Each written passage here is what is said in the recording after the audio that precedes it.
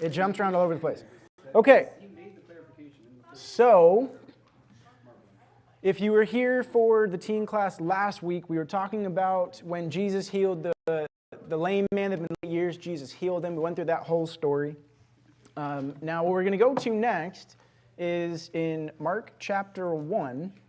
But we're going to see something it's a very familiar event. It's going to be the calling of the 4 disciples. It's a very familiar event, but something very odd should strike you when you look at the first number 16 of Mark chapter 1. It says, "Now as he walked by the Sea of Galilee, he, being Jesus, saw Simon and Andrew his brother casting a net into the sea, for they were fishers."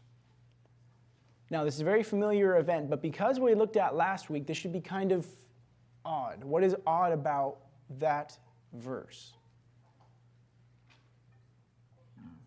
Excuse me. Okay, what's it talking about? What just happened in the verse? You can read it. What just happened? Come on. What just happened? We just read it. Verse 16. What just happened in verse 16? Simon and Andrew. Right. Now, why is that odd? Fishing. And he saw them fishing. Why is that odd? Why is it odd that he saw Simon and Andrew fishing? No. Come on. What's odd about this? Why would we not expect to see Simon and Andrew fishing right now? Because it was Sunday. No. The Sabbath. The Sabbath would be Saturday.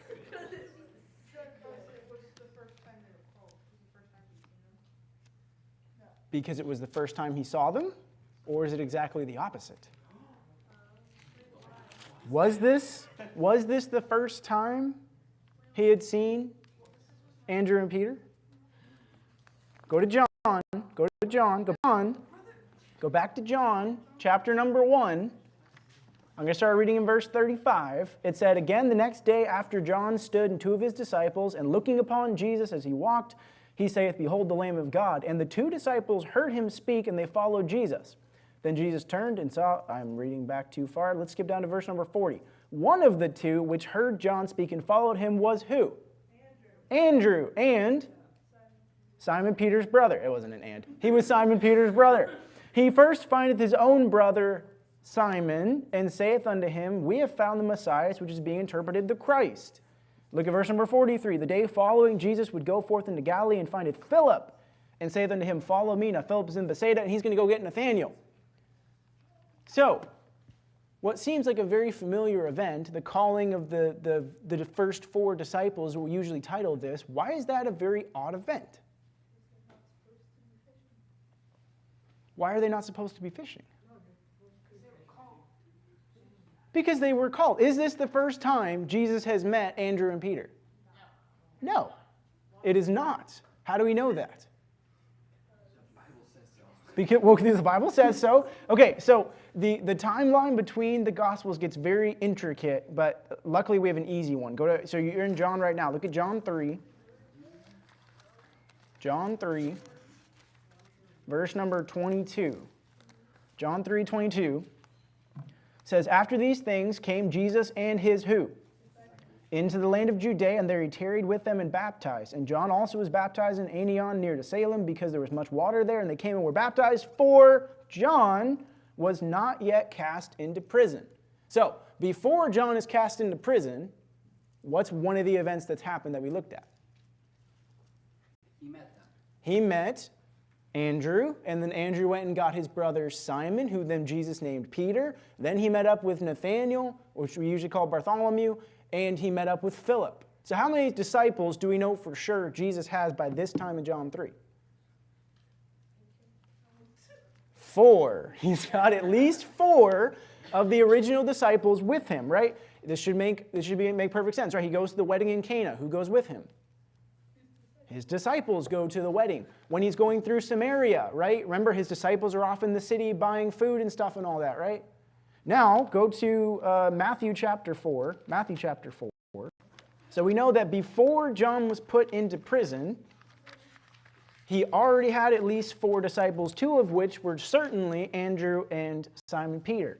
Matthew chapter 4, verse number 12 says, "Now when Jesus had heard that John was cast into prison," so this would be after, He departed into Galilee, right? Now look down in verse 18, and Jesus, walking by the Sea of Galilee, saw two brethren, Simon called Peter, and Andrew his brother. This is the same story. Go to Mark. Go to Mark chapter 1, where we started. Mark chapter 1. Verse number 14 says, Now after that John was put in prison, Jesus came into Galilee, preaching the gospel of the kingdom and saying the time is fulfilled and the kingdom of God is at hand. Repent ye and believe the gospel.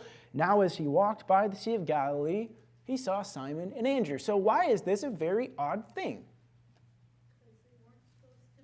They weren't supposed to be there.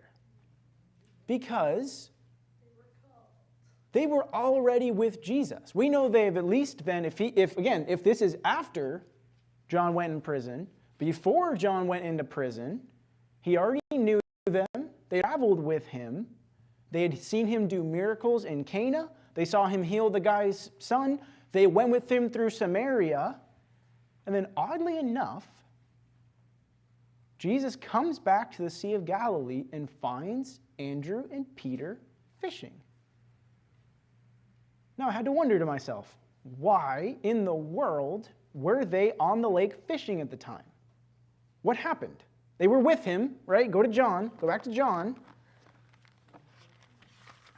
Again, in John chapter 4, right? They're with him in Samaria. They're off doing things. They're with him. Now, the last mention, this is interesting, the last mention that we hear about the disciples is in John 4. Now, I want you to think back to last week's lesson, right? With the whole healing of the paralyzed man. Does it mention the disciples in those verses?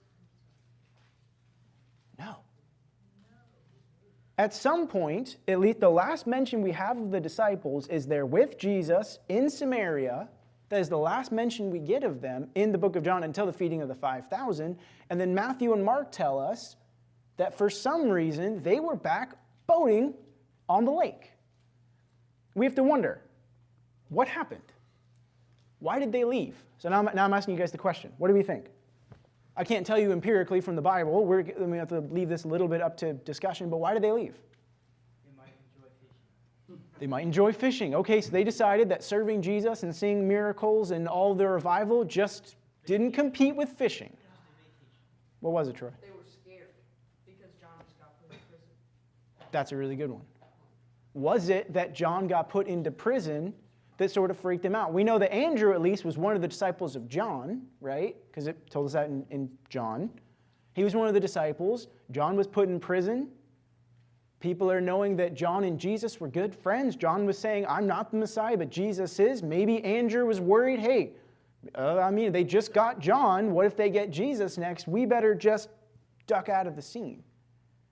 Now, interestingly enough, Peter was with Andrew. Peter was brought by Andrew to Jesus. Peter's with Andrew on the boat. Is there a different time in Peter's life where Jesus is undergoing some sort of persecution and Peter decides that he's going to sort of slip out of the way? Was it that Peter didn't believe that Jesus said he walked it on the water? Peter believed Jesus walked on the water, yeah. Right. Jesus says, you can do it. Yeah. Right. But I want you to think about that. Was there a time later in Peter's life where he leaves because of persecution with the leader? Do you guys remember that? What would that have been? During the Easter story, the famous, right, the denial of Peter. Was this something where Andrew and Peter were worried that John was put into prison and so they just kind of bailed away? Told people maybe they didn't know him. I don't know. What's another reason? What could be another reason? Let's just take the disciples absolute as the best. I think the best of them. What was the best reason why they were no longer at Jesus? Even better than that. They were scared, or Jesus sent them to go somewhere else. Maybe Jesus sent them back. Maybe he said, hey, you guys have followed me for a good bit. You've been working hard. Go have a vacation. Go back, and I'll come get you when I need you. Could that have been what it was? Possibly. What else? What's another reason? Like he was surprised to see him, so probably not. I don't know if necessarily you can find surprise in there, implied. It could be.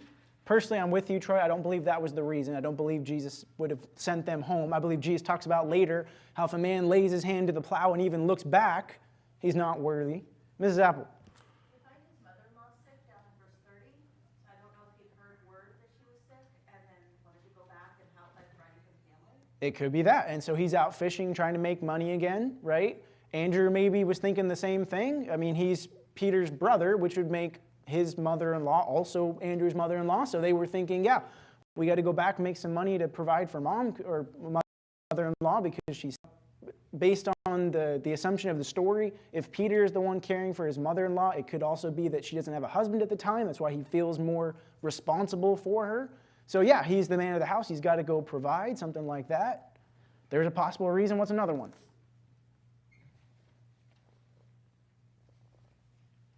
Braden. Were they sure that Jesus had called them to follow him yet? Or did he call them to actually follow and be with him? That's a good one. Had they had an official calling, right? So we know from John, right, that Andrew goes after Jesus and then brings Peter. But Jesus didn't specifically tell them to follow him. He does say, follow me to Philip and then Nathaniel, right, Bartholomew. So yeah, maybe they were like, well, we didn't get like an official calling. So we're like there, but we don't really have any strings attached, right? We're following because we want to, but he hasn't really told us we have to, so we're kind of 1 foot in, 1 foot out. It could have been as simple as they were coming back closer to home. Jesus was heading that direction, and they were like, okay, well, good run. We got to be with Jesus, saw a few miracles, helped some people, and maybe they just decided they were done. That was all they needed to do. I don't know. Now, the only clue that I think we can really pull from the text is in John chapter 4, verse number 27. Verse number 27. Remember, this is when Jesus is dealing with the woman of Samaria. It says in verse number 27, and upon this came his disciples and marveled that he talked with the woman, yet no man said, what seekest thou, or why talkest thou with her? So you remember the story, right? Jesus is dealing with the Samaritan woman. The Jews hated the Samaritans. They thought they were terrible, awful people. They would have viewed this as a disgrace. Like, why in the world is Jesus talking to a Samaritan? He's going to be like unclean and stuff. Jesus didn't care about that at all. Jesus doesn't care about what we've done or who we are. He loves us and he wants us to know God.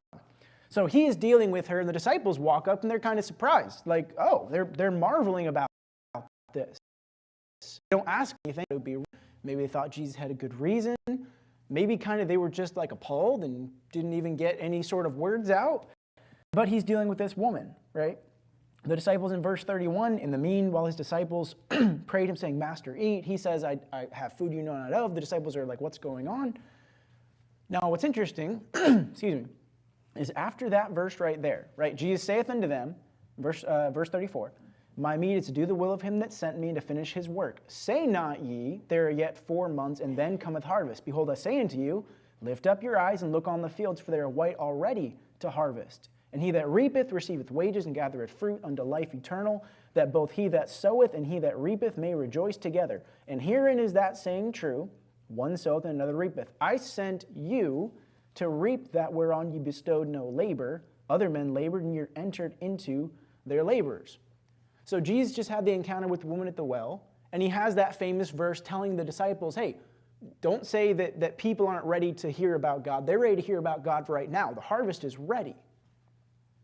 And then after that verse, you don't hear the disciples mentioned again. They aren't mentioned in the rest of chapter 4. Jesus is going to be with the Samaritans for a few days. There's a great revival going on. They're not mentioned. They are mentioned in all the rest of it when he's healing the nobleman's son. All of John chapter 5 when Jesus is in Jerusalem and he's healing the lame man. Never mentioned. John they're just gone. And we know from from Matthew and Mark that at some point they left and went back to where they were. And I have to wonder, were the disciples upset? Remember, how would the Jewish people have viewed Jesus having a revival with the Samaritans? How would they have viewed that? How did the Jewish people react when they heard that the gospel was going to go to the Gentiles, to the rest of the world? How did they react? They wanted to kill him. They wanted to kill Jesus for just implying that Gentile people, our kind of people, could be saved, that God would love those heathen pagan people. They tried to push him off a cliff when Jesus said that. Now I have to wonder if the disciples, they grew up in the same environment. They probably grew up with very similar prejudices. They clearly were surprised that Jesus was dealing with the Samaritan woman. And then Jesus is having this whole big revival, and they're not mentioned. Did the disciples, did at least those 4 disciples have a very similar reaction, which is, whoa, we signed up to be with Jesus for the Jewish people, but he's here witnessing to the Samaritans, and I don't really like that. And I'm kind of thinking maybe he's a heretic or something. I mean, the rest of the Jewish people were not okay with Jesus dealing with the Samaritans and the Gentiles. They freaked out. They wanted to kill him. Now, usually we think much better of the disciples. We don't view them to have those same prejudices, but we know from later on, right? Remember the Canaanite woman, right, where she was crying and screaming, like, Jesus, you got to heal my son. And they're like, get rid of this woman. Right? We don't care about her. They had that whole thing where they were pretty rude to the kids. Like, kids don't get to hear about Jesus either. They're not necessarily the most accommodating of guys at some times. So I have to wonder, is that one of the reasons? Were they offended by Jesus' ministry with the Samaritans, and they decided, well, we're just going to go back?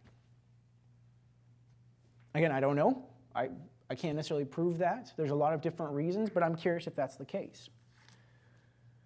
But we do know that at least Andrew and Peter had been called, or at least they had not necessarily been called, but they had been working with Jesus. They've been traveling. They've been seeing miracles. They knew his heart. They knew his passion. They were with him. We know at this point they didn't necessarily believe that he was God yet, right? Peter has that big declaration later. But they were already with Jesus, and for some reason they leave. For some reason they fall away. So the disciples left, and then Jesus came back for them. He came back to where Andrew and Simon Peter were. So this is what I titled this, Mr. Warner asked me for a title. I'm going to title this, The First Recalling. I want you to wonder about that. The first recalling. How many times were the disciples, specifically Peter, how many times was he recalled by Jesus? But I had to ask myself, so why does Jesus do it? I think it's the least likely that Jesus told them that they could just go have some time off. Let's say it was the best reason where they were going and helping, their mother-in-law. Let's say it was down to the worst reason where they were pretty prejudiced against the Gentile people and the Samaritans, and they didn't want to be with Jesus anymore. I have to wonder this, but why did Jesus come back? He came back for them. For the disciples that through some reason had turned away. They weren't with him at the time. They left him to go work by himself. Again, through John 5.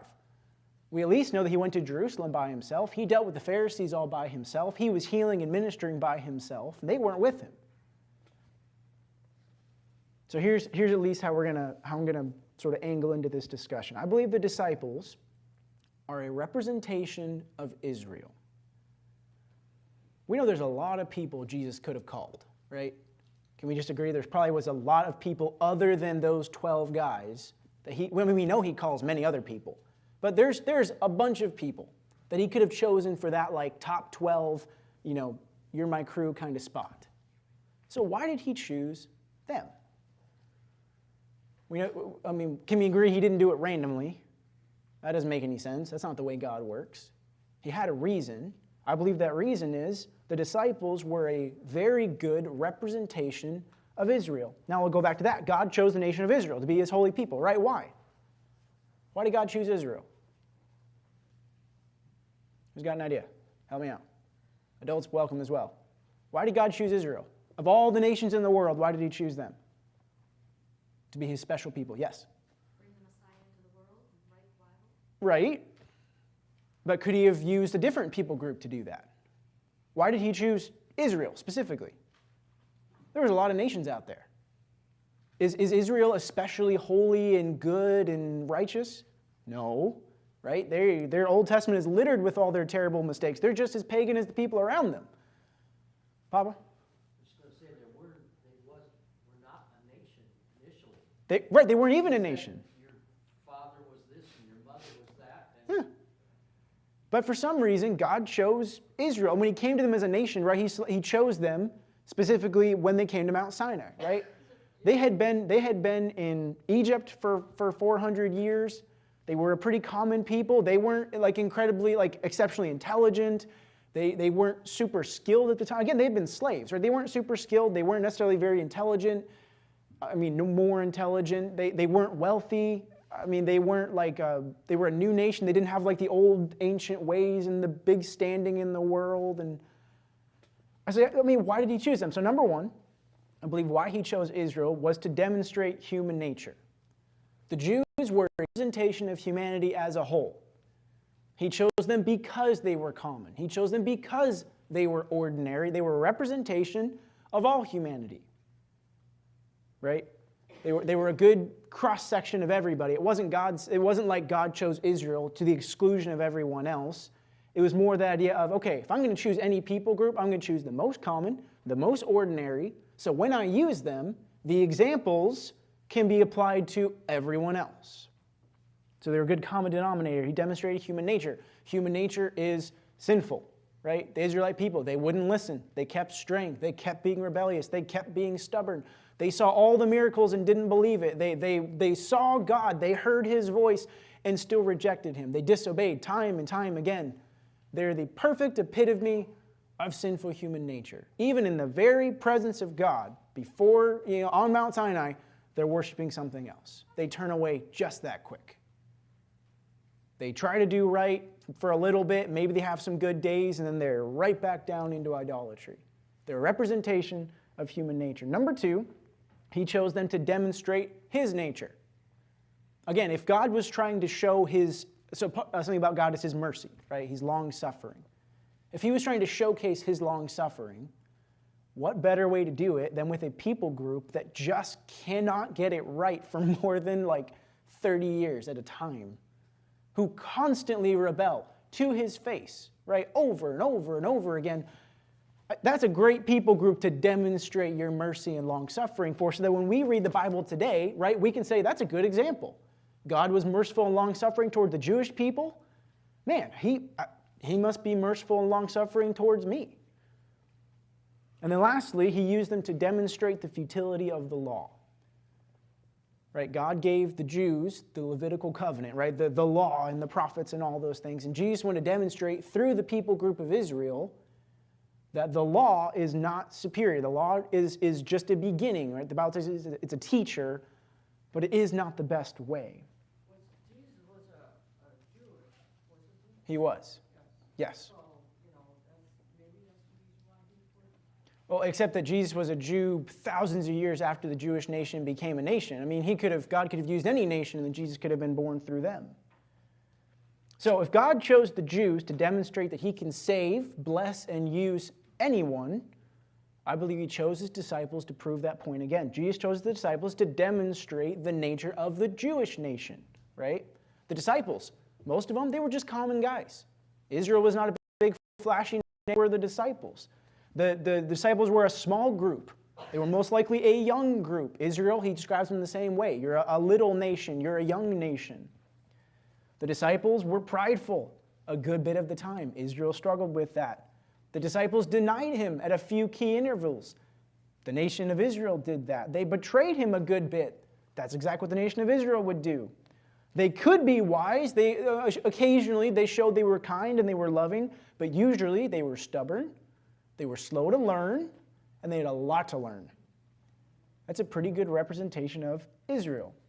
So with that in mind, I believe the reason the disciples left was probably a mixture of those same reasons. If the disciples were meant to represent the nation as a whole, did at least some of the disciples, maybe let's say Andrew or Peter, did they leave for the similar issues that Israel would have had? So Israel, right, again, Israel was not okay with Jesus, God loving the Samaritans, God loving the Gentiles. Did at least one of the group there have a very similar prejudice, where they found it hard to deal with the fact that God was going to care about those terrible heathen people? I believe they left out of a mixture of reasons that are showcasing Israel's problem. Again, anger at that. Israel also had a problem with just wanting a comfortable life. They just wanted to be like the rest of the world about them. Is that what the disciples wanted? Like, hey, I'll serve God for a little bit, right? We'll have our, the time of the judge, and we'll serve, and we'll, stay true to God, but only for a bit, only for a short time, and then we'll just go back to our normal lives and what we want to do. I believe the disciples are a good representation of that. So He wanted to demonstrate the nature of the Jewish people. He also wanted to demonstrate His nature. Again, Jesus, though they walked away, though they betrayed Him, though they denied Him, though their service was kind of lackluster at times, though they needed a lot of teaching, Jesus was there. He was merciful. He was kind. He was long-suffering. He's demonstrating the nature of God. And then again, Israel was showcasing the futility of the law. Jesus used the disciples to showcase the superiority of the gospel. Israel was under the old covenant, right? They were under the law. And what do? They used it to serve themselves. They failed God. They turned away all base. They were actually not doing anything to serve God. To be a light to the Gentiles, they weren't doing that. So Jesus took 12 Jewish kids, most of them were probably pretty young, 12 Jewish guys that were under the Old Testament law. He taught them about the new covenant, and then what did he do? He turned them into a small but incredibly effective group that were faithful the way that it wasn't. They were bold, righteous, and they served God with a passion and a dedication that Israel never had. What did the law? The law yielded the Pharisees. The gospel yielded those 12 disciples that would shake the world for the cause of Christ. They would teach the Jews in the way the Pharisees weren't. The Pharisees were leading away the Jewish nation. The disciples under the gospel would reach the Gentiles when the Jews despised them. He's using the disciples as a representation. Jesus came to make a radical change in Israel, right? That's why we're looking at this study. God wanted to make a change in the hearts of Israel. The nation as a whole rejected it, but the disciples, most of them, they received it. They accepted the change. Now, go back to Mark. We're about done. Maybe like 3 minutes. Mark chapter 1. Do you guys remember we've looked at some of the reasons why Israel did not accept the change Jesus was trying to make? One of the reasons, right, was the Israelites couldn't accept faith first, right? They didn't want to have faith first. They wanted to see the miracle, and if they saw the miracle, now they're going to believe. Now they're going to follow God, right? That's their nation's mentality all through the Old Testament, right? When the judge arises, we'll start doing right. When God throws down the pillar of fire, when God splits the water, then we'll start trusting him. They couldn't accept faith first. Now the disciples, look at in Mark chapter 1, verse number 17. Jesus said unto them, "Come ye after me." He's calling them back. "And I will make you to become fishers of men." And straightway they forsook their nets and followed him. They demonstrated faith first. Jesus says, if you follow me, I will make you fishers of men. You're not that right now. You're not who you're supposed to be right now. You don't trust me like you should right now. But if you follow me, I'll get you there. And they decided, you know what? We're going to follow him. They had slid back into their past life. We know they were happy probably where they were. They were experienced where they were. But they decided, no, wait a second. I'm going to have faith that following Jesus, dedicating myself to Jesus, answering that call, that is what I should be doing. They show faith first. Number two, the reason that Israel didn't accept the change, they couldn't accept the cost of change. Right? The Pharisees, they hated that fact that Jesus wanted, remember the whole temple thing where they're making a bunch of money off of the sacrifices. And Jesus said, this is ridiculous. Serving God, serving Jesus is not about your own personal gain. The Pharisees thought, man, perfect. I'm just going to get all this money and I'll be famous and I'll be important. Jesus didn't come to be famous. He didn't come to be important. He didn't come to be wealthy. He came to serve. He came to give. He came to die. The disciples, they accepted the cost. Again, look at verse number 20. It says, straightway he called them, this is James and John, and they left their father Zebedee in the ship with the hired servants and went after him. That phrase, the hired servants, that's an important little detail there. It emphasizes their business was probably pretty profitable. If they were able to hire other people, this was beyond just a small family business. They had people working for them. In all intents and purposes, they had a good living here. They were good at their job. They had expanded. They left something behind. They understood that the cost of change, of leaving their life of, maybe not luxury, but their life of comfortability, it was worth it. And then lastly, again, we looked at this last time, right, this with the whole paralyzed man. The Pharisees could not accept the humility of change. Right, remember, that man had to realize, I can't heal myself. I need Jesus' help. I can't fix this on my own. Jesus said, I want you to pick up that mat and carry it around. I want you to be a testimony. I want you to be a witness. Remember, the Pharisees, they don't want to show their sin. They want to pretend they're perfect people. They want to pretend they got it all figured out.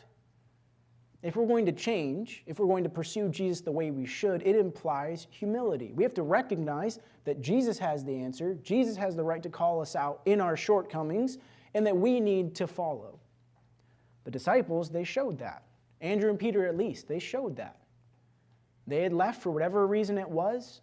They were back in their old life. Jesus showed up and said, hey, you're not doing what you should be doing. Get out of your boat. You know where you should be. You should be with me. We have work to do. Come on. And that's what they did. They were humble. They weren't stubborn. They didn't have this big conversation about, why I left or what it was supposed to be. Now, I know I'm reading a little bit into the story, but it shows an act of humility. They left where they had gone back to and decided, he's right. I need to obey. And I need to follow. So why did the disciples get it when the rest of Israel didn't? It's for those reasons. So what do we learn from this? Again, it should be obvious. Every Christian can relate to the disciples. There are times in every Christian's life where we walk away from serving God. Maybe we were with him, right? We were doing good. We were seeing miracles. We were seeing him move. He was speaking to us. He was showing us things in the Bible. And then at some point, we just drift away. Sometimes it happens because we're angry. We don't like the way that is doing things in our life or how he wants us to treat people. And we're like, okay, you know what? I'm done serving. If you're going to have me be nice to the Gentiles, be forgiving to the people that I don't like, and, Jesus, I'm done. I don't want to do this anymore. It could be we just leave because, hey, you know what? We served God. We did good this week. We showed up on a power outage night on Wednesday. We were here. We did good. And now I'm done. I had a good run. What if it's just if our life is comfortable? Serving Jesus, that takes effort. That takes sacrifice. It takes obedience and humility. We could very easily just say, you know what? I'm already got my place booked in heaven. I'm just gonna have a normal life. Do my own normal thing.